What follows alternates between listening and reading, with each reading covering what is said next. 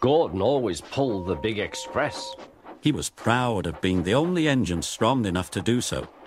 It was full of important people, like the Fat Controller, and Gordon was seeing how fast he could go. "Hurry, hurry, hurry," he said. "Trickety-top, trickety-top, trickety-top," said the coaches. In a minute, Gordon would see the tunnel where Henry stood bricked up and lowly. "Oh dear," thought Henry, "why did I worry about rain spoiling my lovely coat of paint? Will the Fat Controller ever forgive me and let me out again?" "I'm going to poop at Henry," said Gordon. He was almost there when... And there was Gordon going slower and slower in a cloud of steam. His driver stopped the train. "What has happened to me?" asked Gordon. "I feel so weak." "You've burst your safety valve," said the driver. "You can't pull the train anymore." "Oh dear," said Gordon. "We were going so nicely too. And look, there's Henry laughing at me." Everyone came to see Gordon. "Huh," said the Fat Controller. "I never liked these big engines. Always going wrong. Send for another engine at once." While the guard went to find one, they uncoupled Gordon, who had enough puff to slink onto the siding out of the way.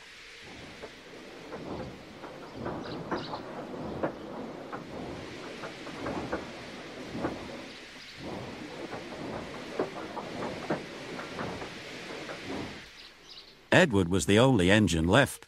"I'll come and try," he said.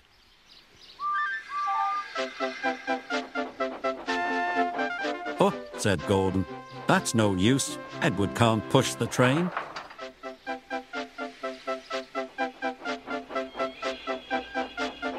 Edward puffed and pushed and pushed and puffed, but he couldn't move the heavy coaches. "I told you so," said Gordon. "Why not let Henry try?" "Yes," said the Fat Controller, "I will." "Will you help pull this train, Henry?" he asked. "Oh, yes," said Henry.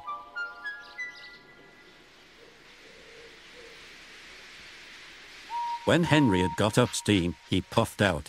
He was dirty and covered with cobwebs. "Oh, I am stiff," he groaned. "Have a run to ease your joints and find a turntable," said the Fat Controller.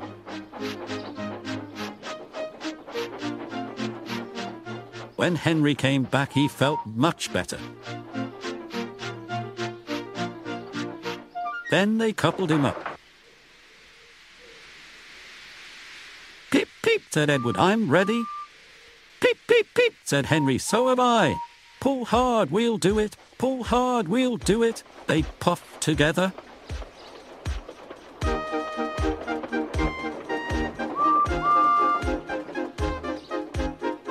"We've done it together, we've done it together," said Edward and Henry. "You've done it, hooray! You've done it, hooray!" sang the coaches. Everyone was excited. The Fat Controller leaned out of the window to wave at Edward and Henry. But the train was going so fast that his hat blew off into a field where a goat ate it for tea.